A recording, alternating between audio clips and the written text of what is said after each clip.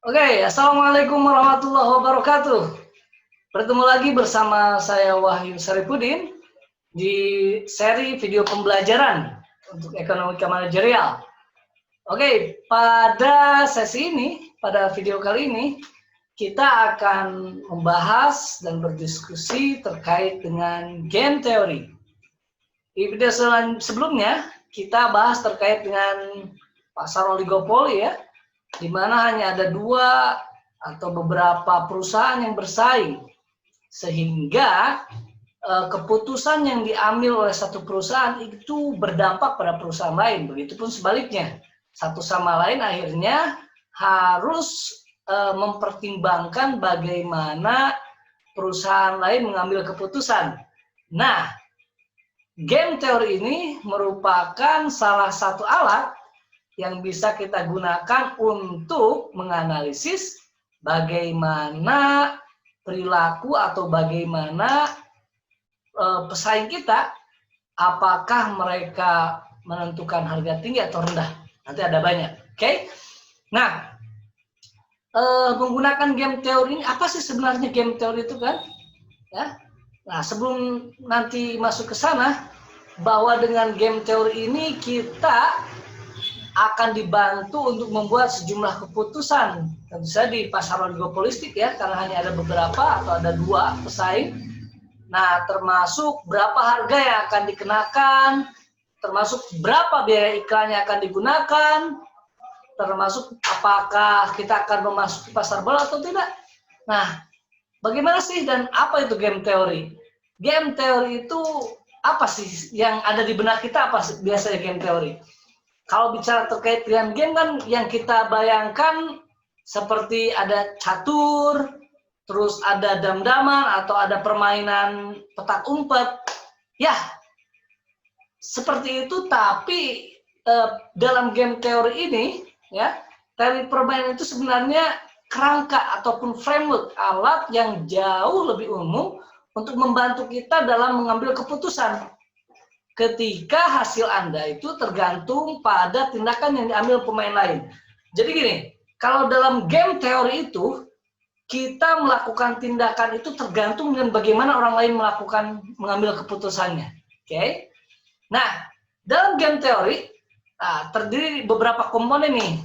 Yang pertama tentu saja harus ada pemain atau yang disebut dengan agen ya, yang membuat keputusan. Siapa itu ya? Manajer ataupun direktur ya, pengelola perusahaan. Atau di pasar oligopoli itu terdiri atas dua perusahaan yang harus membuat keputusan harga, maka itu disebutkan pemain atau agent ya, atau manajer perusahaan nanti pemainnya. Yang kedua, komponennya itu adanya tindakan atau keputusan yang diambil, keputusan yang direncanakan. Nah, itu yang disebut dengan strategi, harus ada strategi. Yang ketiga, adanya imbalan atau berupa hadiah. Apa itu hadiahnya? Yaitu laba tentu saja. Ketika menang dalam pertarungan di game teori ini, ya kita mendapatkan laba yang sustainable, yang besar, yang kita harapkan, expected profit. Nah, yang berikutnya, yang berapa nih? Yang keempat, komponen dalam game teori itu adanya urutan permainan. Oke. Nah, nanti kita ada beberapa nanti jenis ataupun model dari game teori, bagaimana interaksi para pemain maupun urutan frekuensi dari permainan itu sendiri. Nah, dalam permainan ataupun dalam game teori ini, urutan keputusan dalam game itu sangat penting. Sehingga ini ada beberapa tipe. Yang pertama ada game tipe game teori yang bergerak secara bersamaan atau yang disebut dengan simultaneous move game. Nah, pada simultaneous move game ini, setiap pemain itu membuat keputusan tanpa sepengetahuan orang lain, ya. Tanpa si pemilik ataupun perusahaan lain mengetahui. Kedua-duanya mengambil keputusan yang tidak saling mengetahui. Ya, sering kita kenal lah contoh permainan ini seperti pencocokan uang atau duel atau gunting kertas batu. Satu sama lain kan kita tidak tahu, gunting kertas batu ya. Semuanya tidak tahu apa yang akan satu sama lain keluarkan, putuskan. Nah, dalam konteks permainan oligopoli, jika dua perusahaan harus menetapkan harga tanpa mengetahui keputusan masing-masing ini, nah ini disebut dengan permainan duopoly veteran nanti ya. Nah yang kedua ada game itu bergerak berurutan atau disebut juga dengan sequential move game ya. Gamenya itu bergerak secara berurutan. Si A dulu terus si B atau si B dulu terus si A gitu ya. Berbeda dengan yang kedua tentu saja. Contoh dari permainan ini apa ya? Catur ya. Catur atau dam-daman kita akan menggerakkan apa itu namanya? Ya di permainan catur atau entah itu patih atau apapun ya, permainan dalam catur itu kita akan bergerak setelah lawan kita menggerakkan arahnya seperti apa. Nah terus kalau dilihat dari frekuensinya berapa kali game itu dilakukan, ada dua, ada yang one shot game sekali tembak dan ada yang repeated secara berulang-ulang. Jadi nanti ada yang tadi kalau secara jenisnya ada yang dilakukan secara berurutan ya. Ada juga yang secara bersamaan. Terus dari frekuensinya ada yang cuma satu one shot game dan ada yang berkali-kali. Oke. Nah, sebelum kita lebih lanjut membahas terkait dengan bagaimana sih teori permainan ini, saya ingin kasih gambaran, saya ingin kasih contoh gini. Bayangkan, ini sering kali ya, ini terjadi dalam dunia kita sehari-hari. Ada dua minimarket, ya. Dua minimarket ini terletak saling berdampingan sehingga keunggulan kompetitif dalam lokasi tidak termasuk nih. Oke? Yang ada mereka akan bersaing satu sama lain. Atau kita sebut aja nih, minimarket A dan minimarket I ya. Anda juga pasti tahu kan, dua minimarket ini yang selalu berdampingan tuh. Nah, mereka akan menawarkan harga yang lebih rendah. Hal pertama, di pagi hari si manajer toko atau manajer minimarket itu akan berpikir gini ya, akan nelpon petugasnya. Kira-kira berapa harga produk inti yang harus dipasang di tanda di depan itu, di depan minimarket. Kenapa? Karena ia harus melakukannya tanpa mengetahui harga pesaingnya. Terserah pesaing bakal mengeluarkan harga berapa, dia akan pasang lebih dulu. Pastikan di dalam penentuan itu kita akan berpikir ketika si manajer perusahaan atau toko si C atau si perusahaan minimarket yang A ini mengeluarkan, oke, untuk harga-harga ini saya keluarkan di angka 20.000 untuk 1 liter minyak, untuk 2 liter minyak, contoh, untuk harga gula cuma 8.000 contohnya. Nah, dia kan akan berpikir, kalau saya memajang seperti ini, pasti lawan saya akan memajang harga lebih murah. Terus berpikir seperti itu. Kalau begitu, kalau dia akan memasang harga di 7.950, saya akan pasang 7.900. Terus seperti itu. Oke? Nah, itulah sehingga prediksi-prediksi yang akan keluar seperti apa. Nah, nanti mana yang akan menjadi keluaran yang paling menguntungkan untuk kita? Tentu saja. Coba kita cek ya. Satu, yang tadi simultaneous move. Yang bersama-sama dan satu tembakan. Strateginya itu, aturan keputusannya yang menjelaskan tindakan bahwa mereka akan diambil setiap titik keputusan. Terus game kita bentuk normal, representasi permainan menunjukkan para pemain. Nah, terus kemungkinan strategi mereka dan hasil yang dihasilkan dari strategi alternatif. Oke, saya kasih contoh dah. Oke. Nah, normal form game, simultaneous ya. Nah, kita ada dua pemain nih, ya. Satu pemain A, player A, dan yang kedua pemain B, cuma dua pemain. Strategi si pemain A, dia hanya boleh menyatakan up and down, oke?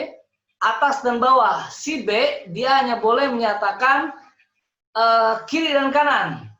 Apa yang terjadi? Lihat. Nah, ya. Si player A tadi up and down, si B cuma left and right. Nah, apa yang terjadi ketika coba bersama-sama nyebutin player A milih mana? Atas. Si B milih kiri. Berarti kalau kiri atas, maka yang akan muncul ini.